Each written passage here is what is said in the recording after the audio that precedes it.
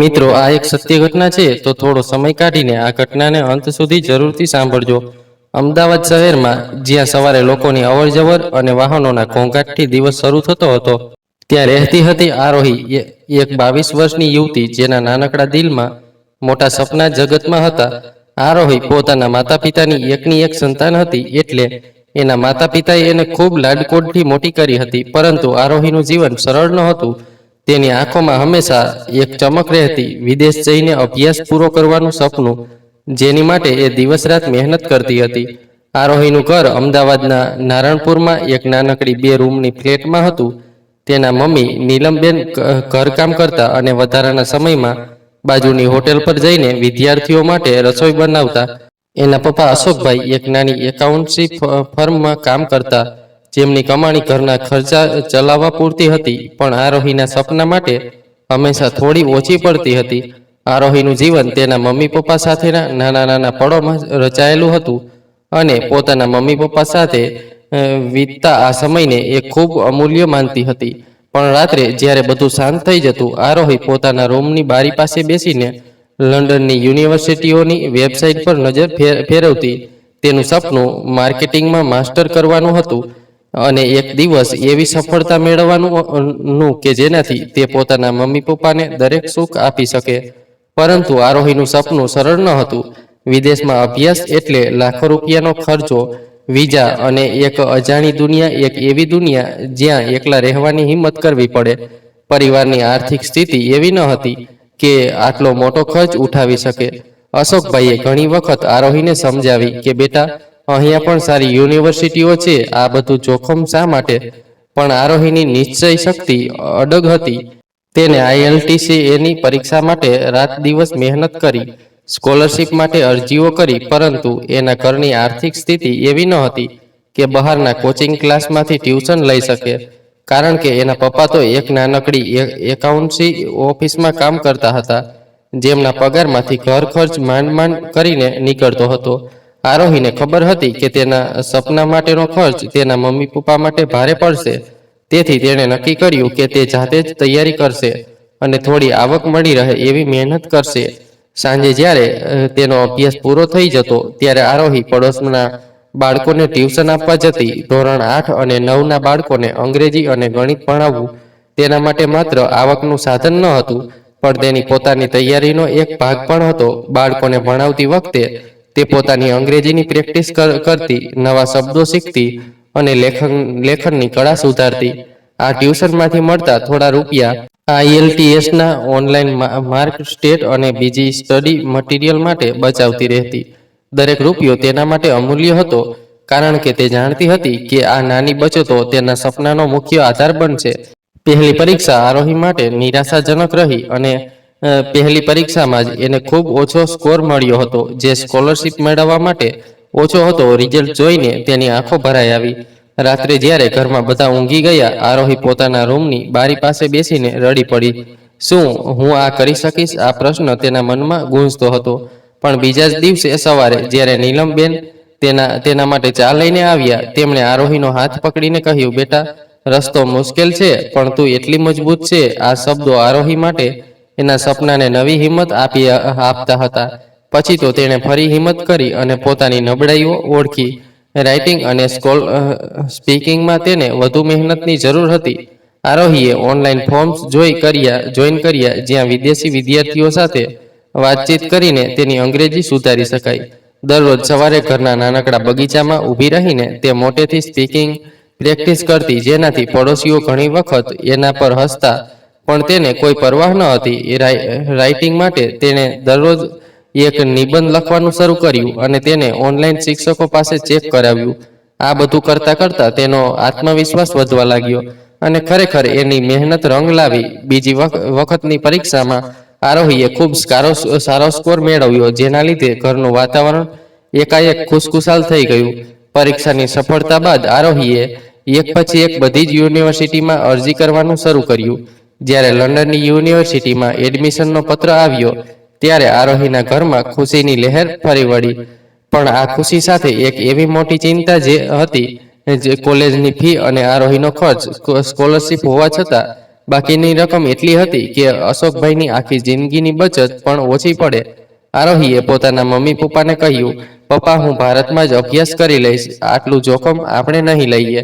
મારા એક સપના ખાતર હું તમને લોકોને આવી રીતે હેરાન ન કરી શકું. પણ અશોકભાઈએ તેનો હાથ પકડીને કહ્યું, બેટા, તારું સપનું અમારું પણ સપનું છે. અમે બધું સંભાળી લઈશું, તું એ ચિંતા ન કર. અશોકભાઈએ બેંકમાંથી મોટી લોન લેવાનો નિર્ણય કર્યો. બેંકમાંથી લાંબી કાગળની પ્રક્રિયા અને લોનના હપ્તાનો બોજ, આ બધું તેના માટે નવું હતું. પરંતુ પોતાની દીકરી ખાતર એ આ બધું કરવા માટે તૈયાર હતા. નીલમબેન રાત્રે ચૂપચાપ રસોડામાં બેસીને ચિંતા કરતા, પણ આરોહીને ક્યારેય એવું ન લાગવા દીધું કે તેનું સપનું પરિવાર પર બોજ બની રહ્યું છે. આરોહીએ દરરોજ રાત્રે પોતાના રૂમમાં બેસીને વિચારતી કે હું આ લોન ચૂકવીશ અને મારા મમ્મી પપ્પાને દરેક સુખ આપીશ, ભલે એના માટે મારે ગમે તે કરવું પડે. જ્યારે વિઝાની પ્રક્રિયા શરૂ થઈ ત્યારે આરોહીની રાતની ઊંઘ ઉડી ગઈ. દરેક ડોક્યુમેન્ટની ચકાસણી, ઇન્ટરવ્યૂની તૈયારી અને એક અજાણી દુનિયામાં જવાનો ડર, આ બધું તેના મન પર હાવી થતું હતું.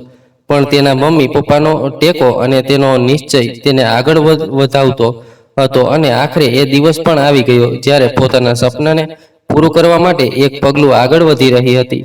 એ દિવસે આરોહીના હૃદયમાં એક અજીબ ઉથલપાથલ મચી રહી હતી. જાણે સમય એક જ ઝાટકે ઘરમાં આંગણામાંથી અમદાવાદ એરપોર્ટ સુધી દોડી આવ્યો હોય એવું એને લાગી રહ્યું હતું. બપોરનો તડકો બહાર ચમકતો હતો, પણ એના મનમાં તો યાદોનું અંધારું વાદળ છવાયેલું હતું. કારણ કે આજે એ પોતાના વતન અને પોતાના મમ્મી પપ્પાને છોડીને એના અભ્યાસ માટે વિદેશ જઈ રહી હતી. ગાડીમાં બેસીને એરપોર્ટ સુધીની સફર દરમિયાન આરોહીએ નજર નીચી રાખી હતી. એનો હાથ બીજા હાથને ચુસ્તપણે પકડી રહ્યો હતો, જાણે આંસુઓને રોકવાનો આખરી પ્રયાસ કરતી હોય. એને ડર હતો કે જો એકવાર આંખ ઊંચી કરી તો એની ભીની પાંપણો મમ્મી પપ્પાની નજરે પડી જશે. એના મમ્મી બાજુમાં બેઠા ક્યારેક આરોહીના માથા પર હાથ ફેરવતા, પણ એ પોતે પણ શબ્દોને ગળામાં દબાવી રહ્યા હતા. એના પપ્પા ડ્રાઇવિંગ કરતી વખતે વચ્ચે રિવ્યુ મિરરમાં દીકરીનો ચહેરો જોતા, પણ એમની આંખોમાં પણ એક દુઃખ છુપાયેલું હતું. ત્રણેય જણ જાણે એકબીજાના દિલની વાત સમજતા હતા, પણ કોઈ બોલવાની હિંમત નહોતું કરતું. એરપોર્ટ તરફ જતી કારની બારી પાસે બેઠેલી આરોહીની નજર બહારના દ્રશ્યો પર નહોતી, પણ એના ભૂતકાળની ઝાંખી યાદોમાં ખોવાયેલી હતી.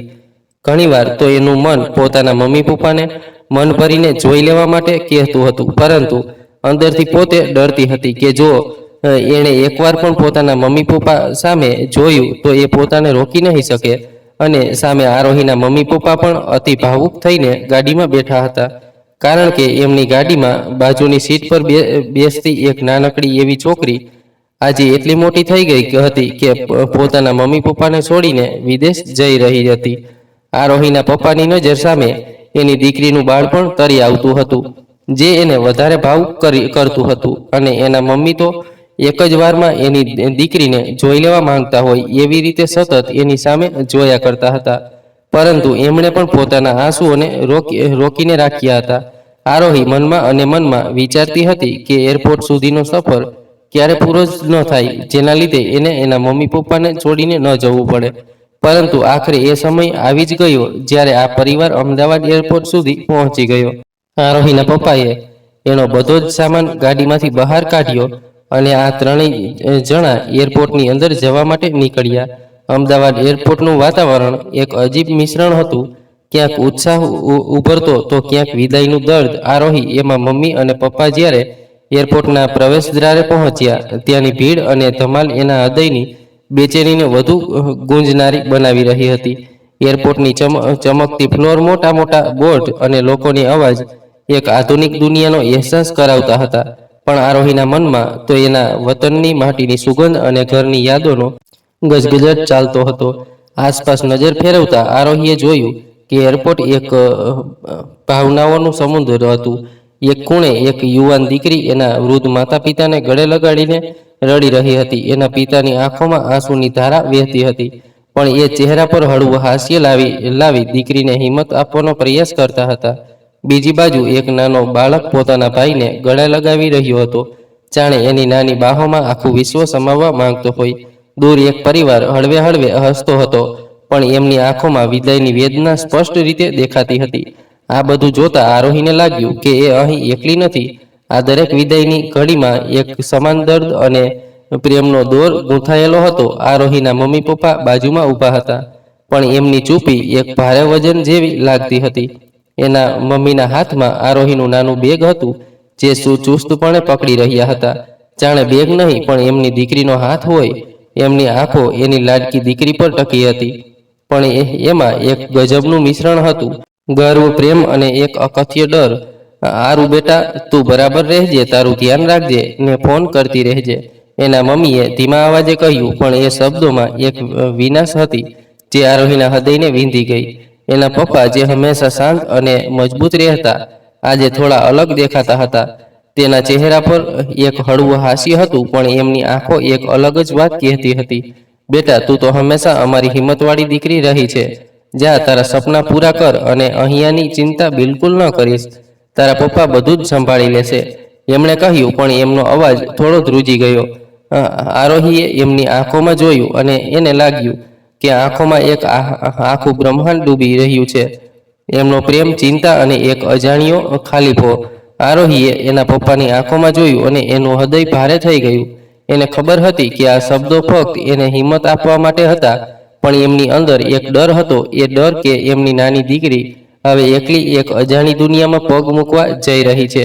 એરપોર્ટની ચેકિંગ કાઉન્ટર નજીક આવતા જ આરોહીના પગ ધીમા પડી ગયા. એનું દિલ એક ક્ષણે બળવો કરવા લાગ્યું, જાણે કહેતું હોય કે હજુ થોડી વાર રોકાઈ જા, હજુ થોડી યાદો સાથે લઈ લે. પણ સમય તો નિર્દય હતો. એ ધીમે ધીમે આગળ વધતો રહ્યો. ચેકિંગની પ્રક્રિયા દરમિયાન એના મમ્મી એની બાજુમાં ઊભા હતા. એમના હાથ આરોહીના ખંભે હળવે ટેકેલા, જાણે એ હાથ એની હિંમત બની રહી હોય. કંઈક ખાઈ લે બેટા, લાંબી ફ્લાઇટ છે, એના મમ્મીએ ધીમેથી કહ્યું. પણ એ શબ્દોમાં એક માતાની ચિંતા અને પ્રેમ ઝટકતો હતો. આરોહીએ ફક્ત માથું હલાવ્યું, કારણ કે એના ગળામાં શબ્દો અટવાઈ ગયા હતા. અંતે વિદાયની કડી આવી. આરોહીએ પોતાના બેગ ઉપાડ્યા અને મમ્મી પપ્પા તરફ વળી. એક ક્ષણ માટે એમની આંખો મળી. એને પોતાના મમ્મીને ગળે લગાવ્યા અને એમાં એને બાળપણની ગરમાહટ, ઘરની સુગંધ અને અનકહી લાગણીઓનો અહેસાસ થયો. મમ્મી, તમે ચિંતા ના કરતા, હું બરોબર પહોંચી જઈશ, એણે ધીમેથી કહ્યું. પરંતુ એના આંસુઓ હવે બહાર નીકળવાની તૈયારીમાં હતા. અને એ જ સમયે એના પપ્પાએ તેને ગળે લગાવી અને એમના મજબૂત હાથોમાં આરોહીને એક અજાણ્યો ભરોસો મળ્યો. જા બેટા, દુનિયાને બતાવ કે અમારી દીકરી શું છે, એમણે કહ્યું. પણ એમનો અવાજ ભીનો થઈ ગયો હતો. આરુએ છેલ્લે એકવાર પાછળ ફરીને એના મમ્મી પપ્પાને જોયા. એમના ચહેરા પર ગર્વ હતું, પણ આંખોમાં એક ખાલીપો હતો. એણે હાથ હલાવીને એમને વિદાય આપી અને ગેટ તરફ આગળ વધી. એનું હૃદય ભારે હતું, પણ એના પગ નવા સપનાઓ તરફ ચાલી રહ્યા હતા. એ જાણતી હતી કે આ વિદાય ફક્ત શરૂઆત છે, એક નવા પ્રવાસની. જેમ એ પોતાના વતનનો પ્રેમ અને મમ્મી પપ્પાના આશીર્વાદ હંમેશા સાથે લઈને જાય છે. જ્યારે આરોહી વિમાનની બારી પાસેની સીટ પર બેઠી, ત્યારે એનું હૃદય એક અજાણ્યા ભવનમાં ગૂંચવાયેલું હતું. બોર્ડિંગ ગેટ પર મમ્મી પપ્પાએ આપેલી છેલ્લી મુલાકાતની ગરમાહટ એના શરીરમાં રહેલાતી હતી, અને એમની ભીની આંખોની ઝલક એની નજર સામે તરવરતી હતી. વિમાનના એન્જિનનો ઘોંઘાટ શરૂ થયો, અને જેમ જેમ રનવે પર વિમાન આગળ વધ્યું, આરોહીના દિલની ધડકણો પણ જાણે એક નવો તાલ શરૂ થયો હોય. બારીમાંથી બહાર જોતા અમદાવાદનું આકાશ ધીમે ધીમે ઝાંખું થઈ રહ્યું હતું. એ શહેર જ્યાં એનું બાળપણ રમ્યું હતું, જ્યાં દરેક ગલીમાં એની યાદોના પડઘા પડતા હતા, હવે નાનું થતું જતું હતું. આરોહીની આંખોમાં આંસુનું એક નાનું તળાવ બની ગયું હતું, જેને રોકવાની કોશિશ કરી રહી હતી. વિમાન હવામાં ઊંચે ગયું અને બહારનું દ્રશ્ય હવે વાદળોની ચાદરમાં ઢંકાઈ ગયું. આરોહીના મનમાં એક ખાલીપો ફેલાયો, કારણ કે આ પહેલીવાર હતું કે પોતાના વતનથી આટલે દૂર જઈ રહી હતી. પોતાની આ પહેલી સફરના કલાકો ધીમે ધીમે પસાર થઈ રહ્યા હતા, અને એ જ સમય દરમિયાન આરોહીની નજર પોતાની આગળની સીટમાં બેસેલ એક મા દીકરી પર પડી. એ માતા પોતાની દીકરીને એના હાથ વડે ખવડાવી રહી હતી. આ જોઈને આરોહીને તરત જ પોતાના મમ્મીની યાદ આવવા લાગી, કારણ કે એના મમ્મી પણ આવી જ રીતે આરોહીને માથા પર હાથ મૂકીને હંમેશા જમાડતા હતા. અને હવે એ હાથ ક્યારે પાછું જોવા મળશે, એ યાદ કરીને જ આરોહી ખૂબ ભાવુક થતી હતી. પોતાના સપના પૂરા કરવા માટે એ આજે આટલો મોટો કદમ લઈ રહી હતી, જેના લીધે એ ઘણી દુઃખી થતી હતી, પણ પોતાના પરિવાર માટે એ કંઈક સારું કરવા જઈ રહી છે એ વિચારીને જ એ પોતાના મનને મનાવી રહી હતી. પરંતુ એણે ક્યારેય સપનામાં પણ વિચાર્યું ન હતું કે પોતાના પરિવારની જિંદગી સુધારવા માટે એ જે કરવા જઈ રહી છે એમાં એને ખૂબ જ મોટી નુકસાની થવાની છે, અને એનું આ સપનું એની જિંદગીનો એક ખૂબ મોટો સબક બનીને રહી જશે, જેને એનો આખો પરિવાર ક્યારેય પણ ભૂલી નહીં શકે.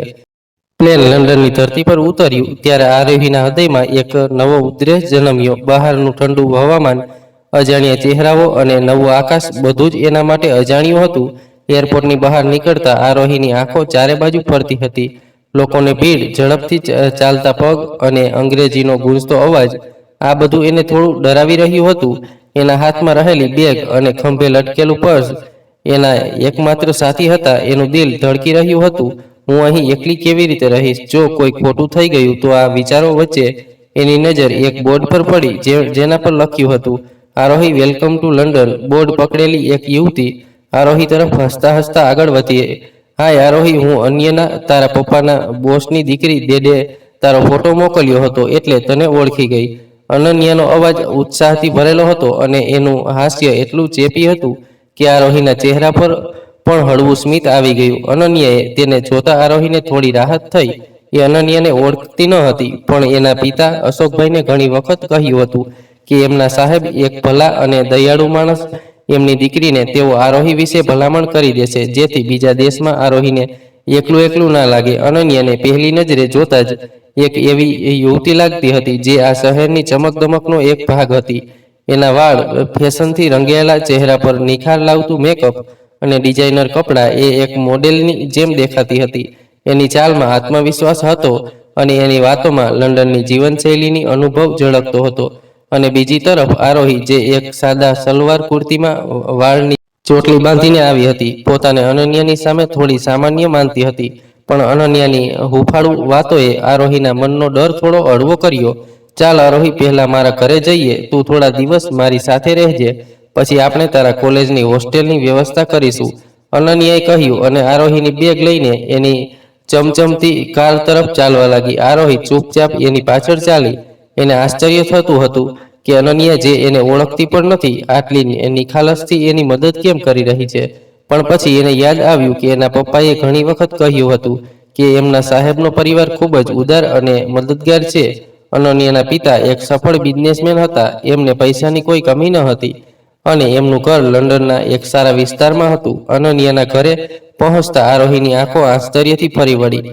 એ એક આલીશાન બંગલો હતો. ચમકતું ફર્નિચર, મોટી મોટી બારીઓ અને દિવાલો પર લટકતી આધુનિક પેઇન્ટિંગ્સ, આ બધું આરોહીના અમદાવાદના નાના પણ હુફાળા ઘરથી એકદમ અલગ હતું. અનન્યાએ આરોહીને એક આરામદાયક ગેસ્ટ રૂમમાં લઈ જઈને કહ્યું, આ તારો રૂમ. આરોહી, આરામથી રહેજે અને જો કંઈ જોઈએ તો મને કહેજે. આરોહીએ શરમાતા થેન્ક યુ કહ્યું, પણ એના મનમાં હજુ પણ ડર હતો. પહેલા થોડા દિવસો અનન્યા આરોહીની બેસ્ટ ફ્રેન્ડની જેમ વર્તતી હતી. એ આરોહીને લંડનની શેરીઓ બતાવતી, લોકલ ટ્રાન્સપોર્ટ સમજાવતી અને કોલેજની ફોર્મેલિટી પૂરી કરવામાં પણ મદદ કરતી. પણ આરોહીની નજરે અનન્યાની દુનિયા એનાથી ઘણી અલગ હતી. અનન્યા પાર્ટીઓમાં જતી, ફેશનની દુનિયામાં રચેલી રહેતી હતી અને એના મિત્રો એવા હતા કે લંડનની ગ્લેમરસ લાઈફસ્ટાઈલ જીવતા હતા. આરોહી, જેનું જીવન અભ્યાસ, પરિવાર અને સાદગીની આસપાસ ફરતું હતું, આ બધું જોતા એ થોડી ખોવાઈ જતી. અનન્યાના ઘરે રહેવાના પહેલા થોડા દિવસો અને થોડી રાહત આપતા હતા, પણ જ્યારે એની કોલેજની હોસ્ટેલમાં એની વ્યવસ્થા થઈ ત્યારે આરોહીનો સાચો સંઘર્ષ શરૂ થયો. હોસ્ટેલનો રૂમ નાનો પણ એની જરૂરિયાત મુજબનો હતો. દિવાલ ઉપર એણે પોતાના મમ્મી પપ્પાનો ફોટો લગાવ્યો, જેના લીધે એને પોતાના મમ્મી પપ્પાની કમી મહેસૂસ ન થાય. પણ કોલેજનું વાતાવરણ એના માટે એકદમ અજાણ્યું અને પડકારજનક હતું. અંગ્રેજી ભાષા, જે એ ભણાવવામાં તો સમજતી હતી, પણ રોજિંદી વાતચીતમાં ઝડપથી બોલવામાં એને મુશ્કેલી પડતી. એના ક્લાસમેટ, જેમાંથી મોટાભાગના લંડનના સ્થાનિક કે અન્ય દેશોના વિદ્યાર્થીઓ હતા, પોતાના ગ્રુપમાં રહેતા અને આરોહીની સાદગી અને થોડી ધીમી અંગ્રેજીની મજાક ઉડાવતા રહેતા. એનો પરવરિશ અને પહેરવેશ, એની ભાષા ત્યાં રહેતા લોકો કરતાં અલગ હતી. જેના લીધે એની સાથે રહેલા વિદ્યાર્થીઓ અવારનવાર એની મજાક ઉડાવતા રહ્યા, જેના લીધે આરોહી દિવસે ને દિવસે વધારે ગભરાવા લાગી. આરોહીના મનમાં એક અજાણ્યો ડર ઘર કરવા લાગ્યો હતો. એને લાગતું કે આ દુનિયામાં ફિટ થઈ શકતી નથી. દરરોજ રાત્રે હોસ્ટેલના રૂમમાં એ ચૂપચાપ પોતાના બેડ પર બેસીને રડ્યા કરતી, કારણ કે અહીંયા તો એને ચૂપ કરવા વાળા એના મમ્મી પપ્પા પણ હાજર ન હતા અને એ પોતાની સાથે બનેલી ઘટના કોઈને જણાવી શકે એમ પણ ન હતી.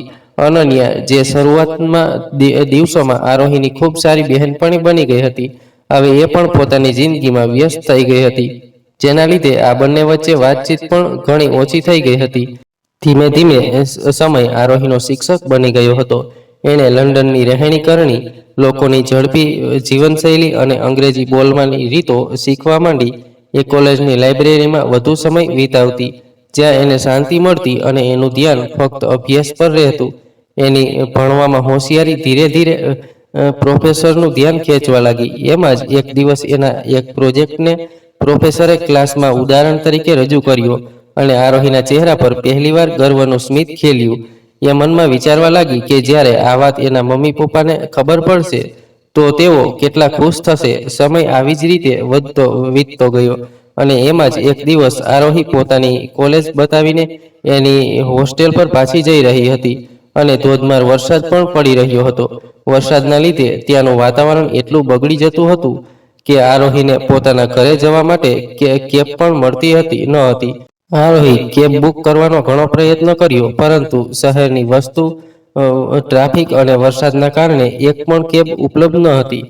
થાકીને અને નિરાશ થઈને એણે રસ્તાની બાજુમાં ઊભા રહીને પસાર થતી ગાડીઓને હાથ બતાવીને લિફ્ટ માંગવાનું શરૂ કર્યું. એની આંખોમાં એક આશા હતી, પરંતુ એક પછી એક ગાડીઓ એની બાજુમાંથી ઝડપથી પસાર થઈ રહી હતી. કોઈએ ગાડી રોકી નહીં અને કેટલીક ગાડીઓએ તો એની નજીકથી પસાર થતા પાણીના છાંટા એના પર ઉડાડ્યા. આરોહીનો ધીરજનો દોર હવે તૂટવાની તૈયારીમાં હતો. જેમ જેમ સમય વીતતો ગયો, વરસાદ વધુ તીવ્ર બનતો ગયો. ત્યાં જ અચાનક એક ચળકતી સફેદ ગાડી એની નજીક આવીને ધીમે ધીમે ઊભી રહી. ગાડીની બારી ધીમેથી નીચે ઉતરી અને અંદર બેઠેલા એક યુવાને આરોહી તરફ જોયું. આરોહીએ ઝડપથી આગળ વધીને થોડી શરમ સાથે અને થોડી નિરાશા સાથે કહ્યું, પ્લીઝ મને થોડી આગળ સુધી ડ્રોપ કરી દો. મારી પાસે ગાડી નથી અને આ વરસાદમાં કઈ વાહન પણ મળતું નથી. ગાડીમાં બેઠેલો યુવાન, જેનો ચહેરો સાદો પણ આકર્ષક હતો, એ ખળવું સ્મિત આપીને બોલ્યો, અરે ચાલો બેસો, આવો. આવા વરસાદમાં કોઈને રસ્તા પર ન છોડાય. એનો અવાજ ગુજરાતી ઉચ્ચારણથી ભરેલો હતો, જેનાથી આરોહીને થોડી રાહત થઈ, પરંતુ એક અજાણ્યા માણસની ગાડીમાં બેસવાનો વિચાર એના મનમાં શંકા પણ ઊભી કરી રહ્યો હતો. એણે એક ક્ષણ માટે યુવાનનો ચહેરો નિહાળ્યો. એની આંખોમાં એક પ્રમાણિકતા દેખાતી હતી, પરંતુ આરોહીનું મન હજી પણ થોડું ડગમગી રહ્યું હતું. વરસાદની તીવ્રતા, એની પાસે બીજા કોઈ વિકલ્પ ન હોવાને કારણે આરોહે હિંમત ભેગી કરી અને ગાડીનો દરવાજો ખોલીને પાછળની સીટ પર બેસી ગઈ. ગાડીની અંદરનું વાતાવરણ ગરમ અને આરામદાયક હતું, જે બહારના ઠંડા અને ભીના વાતાવરણથી એકદમ વિપરીત હતું. આરોહીએ એનું ભીનું બેગ નીચે મૂક્યું અને એક ઊંડો શ્વાસ લઈને પોતાની જાતને શાંત કરવાનો પ્રયત્ન કર્યો. ગાડી ધીમે ધીમે આગળ વધવા લાગી.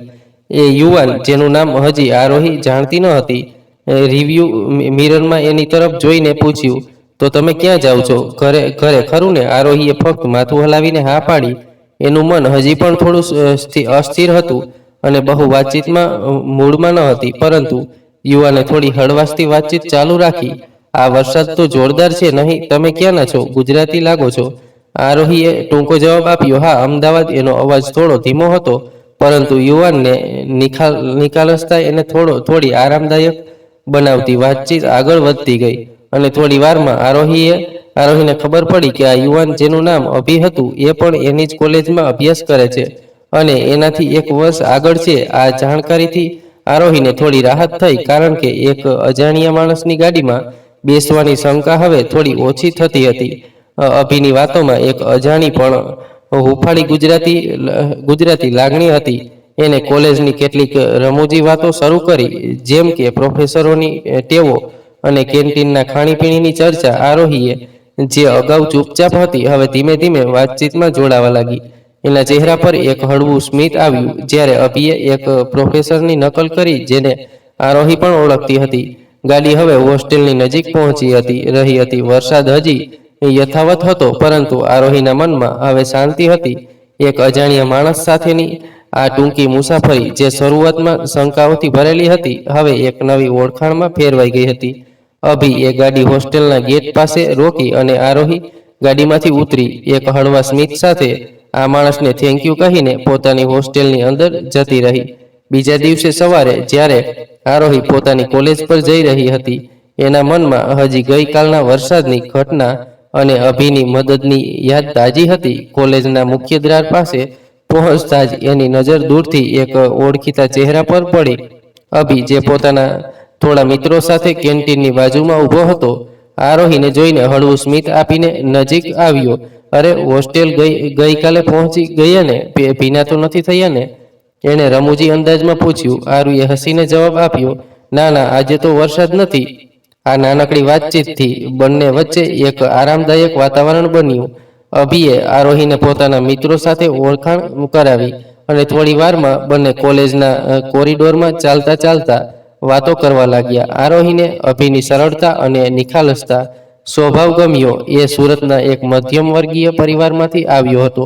બંનેના લક્ષ્યો એક સરખા હતા, એક સફળ કરિયર બનાવવું અને પોતાના પરિવારનું નામ રોશન કરવું, જેના કારણે એમની વચ્ચે એક અજાણ્યો પણ ગાઢ બંધન બંધાવા લાગ્યો. દિવસો વીતતા ગયા અને આરોહી અને અભિની મિત્રતા ગાઢ બનતી ગઈ. કોલેજની લાઇબ્રેરીમાં સાથે અભ્યાસ કરવો, કેન્ટીનમાં ચા પીતા પીતા રમૂજી વાતો કરવી અને ક્યારેક કોલેજના ગ્રાઉન્ડમાં સાંજના સમયે લાંબી ચર્ચાઓ કરવી, આ બધું એમના રોજિંદા જીવનનો હિસ્સો બની ગયું. બીજી તરફ આરોહીના ઘરે પરિસ્થિતિ ઘણી જટિલ બની રહી હતી. આરોહીના પિતા, જે મધ્યમ વર્ગીય પરિવારના માણસ હતા, એમણે પોતાની દીકરીના ઉચ્ચ શિક્ષણ અને સપનાઓને પૂરા કરવા માટે બેંકમાંથી મોટી લોન લીધી હતી. આ લોનના હપ્તા ચૂકવવા એમના માટે દિવસે ને દિવસે મુશ્કેલ બનતા જતા હતા, કારણ કે એમની નોકરી હવે જોખમમાં હતી. આર્થિક તંગીના કારણે એમના ઘરમાં તણાવતું વાતાવરણ હતું, પરંતુ આરોહીના માતા પિતાએ હંમેશા આ બધું આરોહીથી છુપાવ્યું હતું. તેઓ નહોતા ઈચ્છતા કે આરોહીનું ધ્યાન અભ્યાસથી હટે કે એના સપનાઓ પર કોઈ આંચ આવે. આરોહી, જે પોતાના માતા પિતા સાથે દરેક નાની મોટી વાત શેર કરતી હતી, એને આ આર્થિક મુશ્કેલીઓની બિલકુલ ખબર ન હતી. અને પછી તો એણે પણ પોતાના અભ્યાસમાં વ્યસ્ત થઈ ગઈ કે હવે તો અઠવાડિયામાં ફક્ત 2 વાર જ એ પોતાના મમ્મી પપ્પા સાથે વાતચીત કરી શકતી હતી. આરોહી અને અભિનો સંબંધ હવે મિત્રતાની સીમાઓથી આગળ વધી રહ્યો હતો. બંને એકબીજાની સાથે વધુ સમય વિતાવવા લાગ્યા હતા. એક સાંજે જ્યારે બંને શહેરની નદીના કિનારે બેસીને વાતો કરી રહ્યા હતા, અભિએ આરોહીનો હાથ પકડીને કહ્યું, આરોહી, મને ખબર નથી આ બધું કેવી રીતે થયું, પણ તારા વગર હવે કંઈ બરોબર નથી લાગતું. આરોહીનું હૃદય ધડકવા લાગ્યું અને એની આંખોમાં એક ચમક આવી અને એ શરમાઈને નીચું જોઈને બેસી ગઈ. આ ક્ષણે એમના સંબંધને એક નવું નામ મળ્યું, પ્રેમ. હવે તો આ બંને એકબીજાની જિંદગીનો એક મહત્વનો હિસ્સો બની ગયા હતા. આરોહી અને અભિનો પ્રેમ હવે એટલો ગાઢ બની ગયો હતો કે બંને એકબીજા સાથે આખી જિંદગી વિતાવવાનો નિર્ણય લઈ લીધો હતો. એમની વાતોમાં હવે ફક્ત આજની જ નહીં પણ ભવિષ્યની યોજનાઓ પણ સામેલ થવા લાગી હતી. પરંતુ જીવન હંમેશા યોજનાઓ પ્રમાણે આગળ વધતું નથી. અભિનો અભ્યાસ પૂરો થઈ ગયો હતો અને એની મહેનતનું ફળ એને મળ્યું હતું. એક લાંબી મહેનત અને સંપૂર્ણ સમર્પણ પછી અભી ડોક્ટર બની ગયો અને એને સુરતની એક પ્રખ્યાત હોસ્પિટલમાં નોકરી પણ મળી ગઈ હતી. આ એક એવી સિદ્ધિ હતી જેના માટે એણે વર્ષો સુધી દિવસ રાત મહેનત કરી હતી. એના પરિવારમાં ખુશીનો માહોલ હતો અને અભી પોતે પણ પોતાની સફળતાથી ગર્વ અનુભવતો હતો. પરંતુ આ સફળતાની સાથે એક નવો પડકાર પણ આવ્યો. અભીને હવે પોતાના ઘરે સુરત પાછું જવાનું હતું, જેને અર્થ હતો આરોહીથી દૂર જવું. આરોહી માટે આ સમય ખૂબ મુશ્કેલ હતો. અભિની હાજરીએ એના જીવનમાં એક નવો રંગ ભર્યો હતો અને હવે એની ગેરહાજરીનો વિચાર એને અંદરથી ખાલી કરી રહ્યો હતો. કોલેજના કોરિડોર જ્યાં બંને સાથે ચાલતા ચાલતા હસતા હતા, હવે આરોહીને ખાલી લાગવા લાગ્યા. કેન્ટીન ટેબલ જ્યાં બંને ચા પીતા પીતા લાંબી વાતો કરતા, હવે એના માટે એક યાદગાર ખૂણો બની ગયો. એ રાત્રે હોસ્ટેલના રૂમમાં એકલી બેસીને અભી સાથેની વાતો યાદ કરતી અને એની આંખો ભીની થઈ જતી. અભીને આરોહીની આ લાગણીઓનો અંદાજો હતો. એક સાંજે જ્યારે બંને કોલેજના ગ્રાઉન્ડમાં ફરી રહ્યા હતા, અભિએ આરોહીનો હાથ પકડીને ગંભીર અવાજમાં કહ્યું, આરોહી, હું જાણું છું કે તું હવે એકલી થઈ જઈશ, પણ મને વિશ્વાસ છે કે આ દૂરી આપણને અલગ નહીં કરી શકે. દુનિયાની કોઈ પણ તાકાત આપણને નહીં છૂટા પાડે. એની આંખોમાં એક નિશ્ચય હતો જે આરોહીના મનમાં ડરને હળવો કરી રહ્યો હતો. અભિના વચન અને એની નિખાલસતાએ આરોહીને નવી હિંમત આપી. એણે નક્કી કર્યું કે હવે એ પોતાના અભ્યાસ પર પૂરેપૂરું ધ્યાન આપશે. એ જાણતી હતી કે એના માતા પિતાએ એના શિક્ષણ માટે ઘણું બલિદાન આપ્યું છે અને હવે એની જવાબદારી હતી કે એમની આશાઓ પર ખરી ઉતરે. એણે પોતાની જાતને કહ્યું, જો અભિએ પોતાનું સપનું પૂરું કર્યું તો હું પણ કરી શકીશ અને એક દિવસ અમે બંને સાથે હોઈશું. એકબીજાના સપનાઓને પૂરા કરતા અભિ સુરત ગયો અને આરોહીએ પોતાનો અભ્યાસ ચાલુ રાખ્યો. બંને દરરોજ ફોન પર વાતો કરતા, એકબીજાને પોતાના દિવસની નાની મોટી વાતો શેર કરતા. અભિ હોસ્પિટલની વ્યસ્ત દિનચર્યામાં સમય કાઢીને આરોહીને મેસેજ કરતો અને આરોહી પણ પોતાના લેક્ચર્સ અને એસાઇનમેન્ટ્સની વચ્ચે અભિ સાથેની વાતોમાં ખુશી શોધતી. સમયનો પ્રવાહ આવી જ રીતે વહેતો રહ્યો અને આરોહીની અગાધ મહેનત આખરે રંગ લાવી. એ દિવસ આવી ગયો જેનું આરોહીએ વર્ષોથી સપનું જોયું હતું. એના નામની આગળ ડોક્ટર શબ્દ લગાડવાની સિદ્ધિ એણે હાસિલ કરી લીધી. એના હાથમાં ડિગ્રીનું સર્ટિફિકેટ હતું અને એના હૃદયમાં એક અસીમ આનંદ અને ગર્વ હતો. એની આંખોમાં ચમક હતી, પરંતુ સાથે એક વિનાશ પણ હતી, કારણ કે એ જાણતી હતી કે આ સફળતા ફક્ત એની જ નહીં, પરંતુ એના માતા પિતાની આશાઓ, અભિના સાથ અને એની પોતાની કરેલી મહેનતનું પરિણામ હતું. આરોહીએ સૌથી પહેલા પોતાના માતા પિતાને ફોન કર્યો. મમ્મી પપ્પા, હું પાસ થઈ ગઈ છું, હવે ડોક્ટર બની ગઈ. એનો અવાજ ખુશીથી ધ્રુજી રહ્યો હતો. ફોનની બીજી તરફ થોડી ક્ષણો માટે શાંતિ છવાઈ ગઈ અને પછી આરોહીના માતા પિતાના આનંદના આંસુઓ ફોનમાંથી સંભળાવા લાગ્યા. એના પિતા, જેમણે આરોહીના શિક્ષણ માટે લોનના બોજ હેઠળ દબાઈને પણ ક્યારેય નિરાશા ન હોતી બતાવી, ગળગળાટ અવાજે બોલ્યા, બેટા, તે અમારું માથું ઊંચું કર્યું. એની માતા તો રડતા રડતા ફક્ત આરોહીનું નામ બોલી રહી હતી, જાણે એમનું હૃદય ગર્વ અને પ્રેમથી ભરાઈ ગયું હોય. આરોહીએ ફોન પર એમની આ લાગણીઓ સાંભળીને પોતે પણ રડવાનું શરૂ કરી દીધું, પરંતુ આ આંસુઓ ખુશીના હતા. પછી આરોહીએ તરત જ અભિને ફોન કર્યો. અભિ, હું ડોક્ટર બની ગઈ. એનો અવાજ ઉત્સાહથી ભરેલો હતો. અભિ, જે હોસ્પિટલમાં દર્દીઓની સારવારમાં વ્યસ્ત હતો, એ ખબર સાંભળીને એકદમ ખુશ થઈ ગયો. આરોહી, હું જાણતો હતો કે તું આ કરી શકીશ. તે ખૂબ જ સખત મહેનત કરી છે અને હવે આ તારી જીત છે. એના અવાજમાં ગર્વ હતો. આરોહીએ બધાને એ પણ જણાવ્યું કે હવે થોડા દિવસો માટે પોતાના ઘરે અમદાવાદ પાછી આવશે. આ ખબર સાંભળીને એના માતા પિતા ખૂબ ખુશ થયા.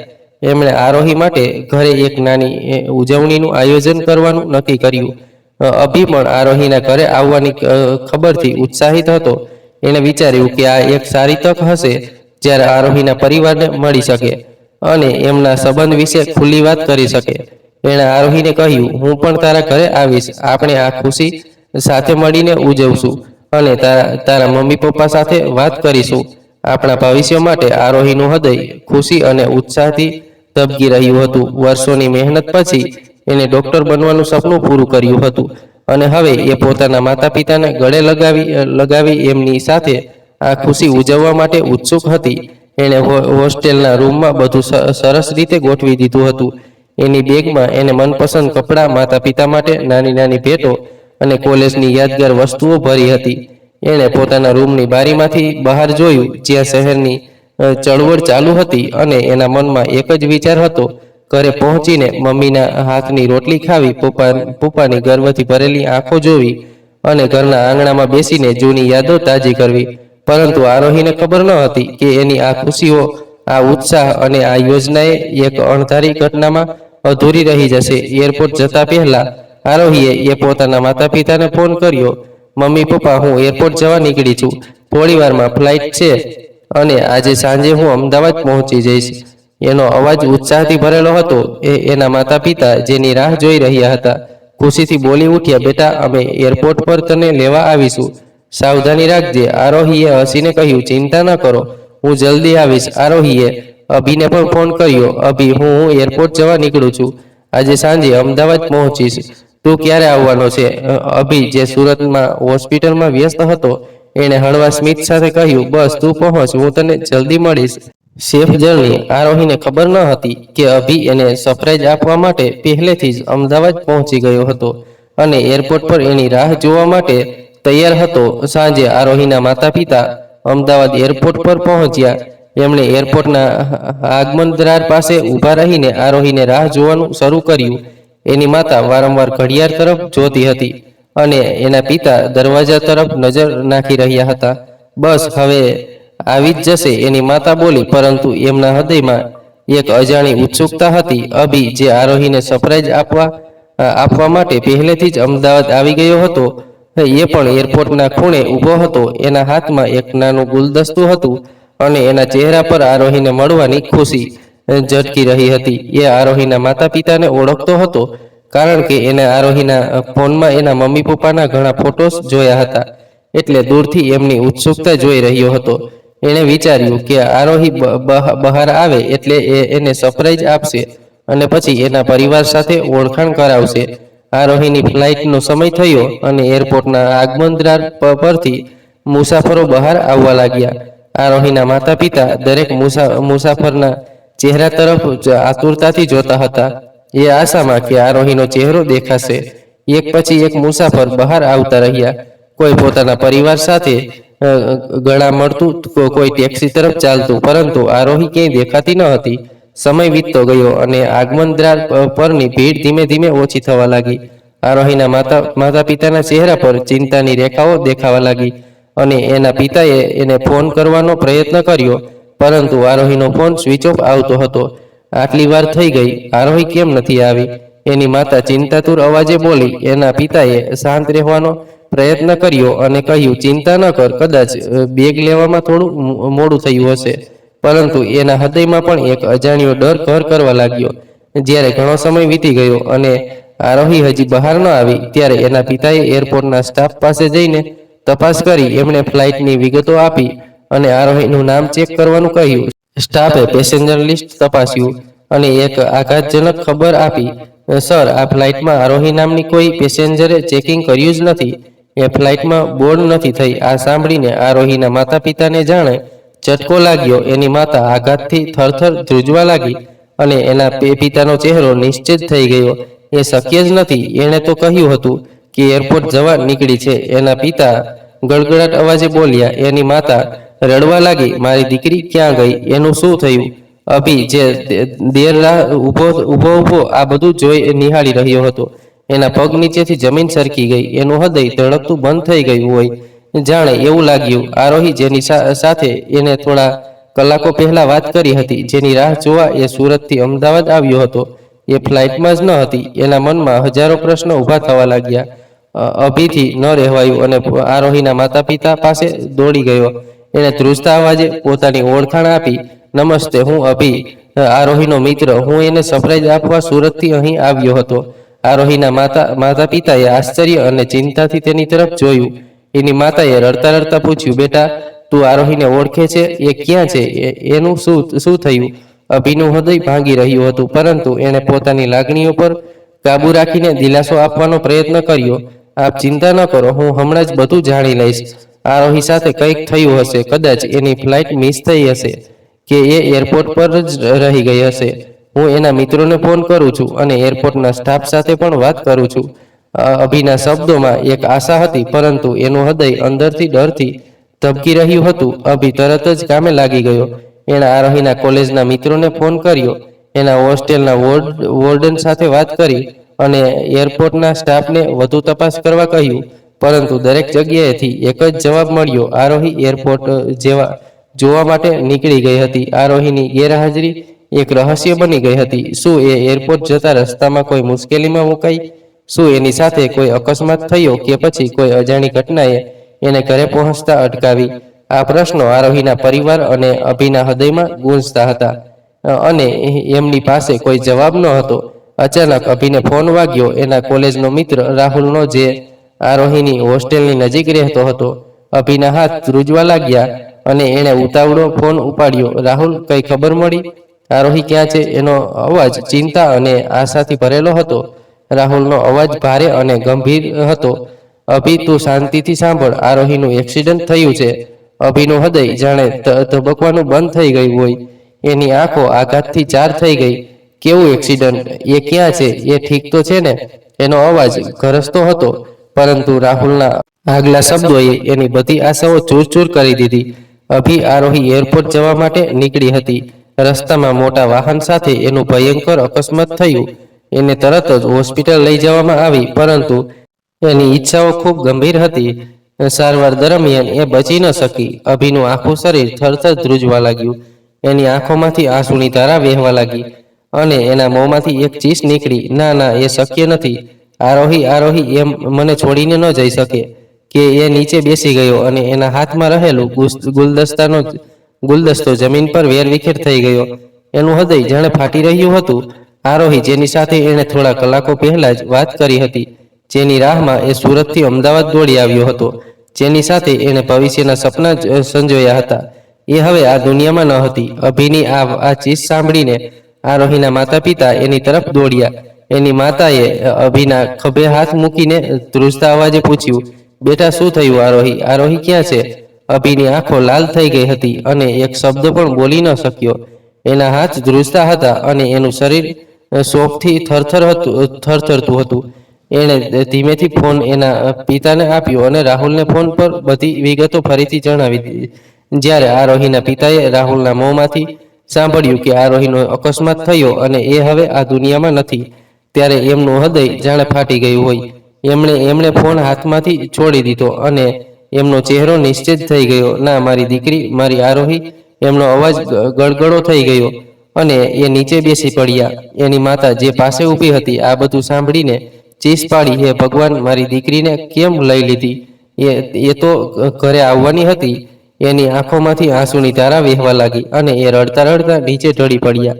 એરપોર્ટનો હોલ, જે થોડા કલાકો પહેલા આરોહીના આગમનની ખુશીથી ગૂંજતો હતો, હવે શોકના સન્નાટામાં ડૂબી ગયો હતો. એમના દુઃખની કોઈ સીમા ન હતી.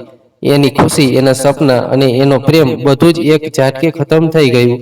અભીનું હૃદય દુઃખથી ભરેલું હતું, પરંતુ એણે પોતાની જાતને સંભાળી.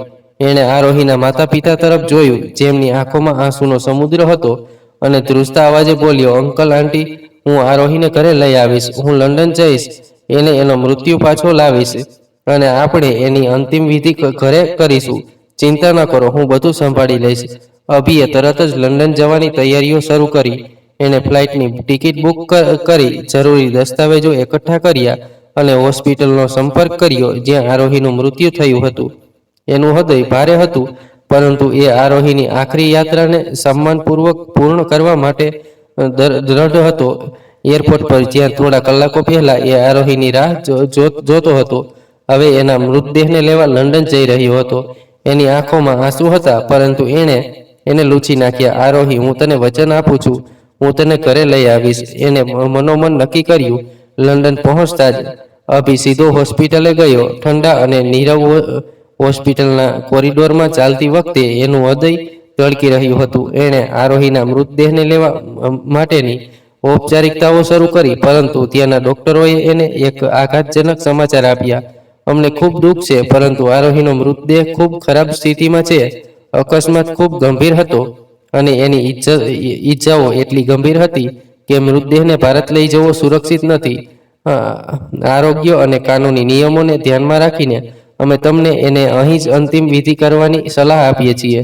અભીનું હૃદય આ સાંભળીને ફાટી ગયું. એણે આરોહીના માતા પિતાને વચન આપ્યું હતું કે એની દીકરીને ઘરે લઈ આવશે, પરંતુ હવે વચન પૂરું કરી શકતો ન હતો. હૃદયમાં એક શૂન્ય અવકાશ હતો જે ક્યારે ભરાઈ શકે તેમ ન હતો. લંડનથી પાછા ફરતી વખતે અભી એક નાના કળશમાં આરોહીની રાખ લઈને આવ્યો. એના ચહેરા પર એક ગાઢ ઉદાસી છવાયેલી હતી. એણે આરોહીના માતા પિતાને રાખ સોંપી અને એમની સાથે બેસીને શોક વ્યક્ત કર્યો, પરંતુ એનું હૃદય હજી પણ ખાલી હતું. એણે આરોહીને ગુમાવી હતી અને એની સાથે એના જીવનનો હેતુ પણ ગુમાવી દીધો હતો. એ રાત્રે જ્યારે એ એકલો બેઠો હતો, એને મનોમન નિર્ણય લીધો, આરોહી, તું મારા જીવનનો એકમાત્ર પ્રેમ હતી. હું ક્યારેય કોઈ બીજી સ્ત્રીને મારા જીવનમાં આવવા નહીં દઉં.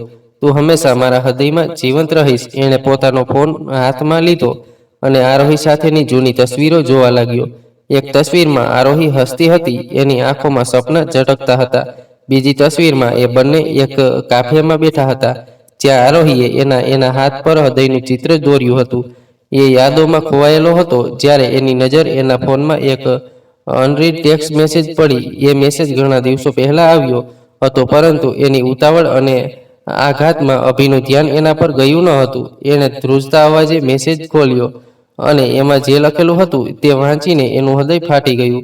મેસેજમાં લખ્યું હતું, અભી, હું હવે નહીં બચી શકું. તારું ધ્યાન રાખજે. હું તને ખૂબ પ્રેમ કરું છું. મેં મારા પપ્પાને પણ ફોન કરવાની કોશિશ કરી, પરંતુ એમનો ફોન બંધ આવે છે. મેં હોસ્પિટલની નર્સ દ્વારા આ મેસેજ તારા સુધી પહોંચાડ્યો છે. મારી ગેરહાજરીમાં મારા મમ્મી પપ્પાનું ધ્યાન રાખજે. આરોહીના આ શબ્દોએ અભયના હૃદયને ચીરી નાખ્યું. એણે વિચાર્યું, આરોહીએ એના અંતિમ ક્ષણોમાં પણ એના પરિવારની ચિંતા કરી હતી. એના પ્રેમની નિષ્ઠા, એની નિર્મળ ભાવના અને એની કાળજી અભિના હૃદયમાં ઊંડે ઉતરી ગઈ. એણે ફોનને ગળે લગાવ્યો, જાણે આરોહીને જ ગળે લગાવી રહ્યો હોય. આરોહી, હું તારું વચન પૂરું કરીશ. હું તારા મમ્મી પપ્પાનું ધ્યાન રાખીશ અને તારા સપનાઓને જીવંત રાખીશ. એણે રડતા રડતા કહ્યું. એ રાતે અભી ઊંઘી શક્યો નહીં. એ આરોહીની યાદોમાં ખોવાયેલો રહ્યો અને એના આખરી સંદેશને એને એક નવો હેતુ આપ્યો. એણે નક્કી કર્યું કે આરોહીના માતા પિતાને પોતાના માતા પિતા જેવું જ સન્માન આપશે અને એમની દરેક જરૂરિયાતનું ધ્યાન રાખશે. એણે આરોહીના સપનાને પૂર્ણ કરવા માટે એક ચેરિટી હોસ્પિટલ શરૂ કરવાનું વિચાર્યું, જેનું નામ આરોહી મેમોરિયલ હોસ્પિટલ રાખવાનું નક્કી કર્યું, જ્યાં ગરીબોની મફત સારવાર થશે, જે આરોહીનું સૌથી મોટું સપનું હતું. આરોહીના અવસાન પછી અભિનું જીવન એક શૂન્ય અવકાશમાં ફેરવાઈ ગયું હતું, પરંતુ આરોહીના આખરી સંદેશ, મારી ગેરહાજરીમાં મારા મમ્મી પપ્પાનું ધ્યાન રાખજે, એ એના જીવનને એક નવો હેતુ આપ્યો. અભિએ આરોહીના પ્રેમની પ્રમાણિકતા દરેક પગલે સાબિત કરી. એણે આરોહીના માતા પિતાને પોતાના માતા પિતા સમાન ગણ્યા અને એમની દરેક જરૂરિયાતોનું ધ્યાન રાખવાનું શરૂ કર્યું.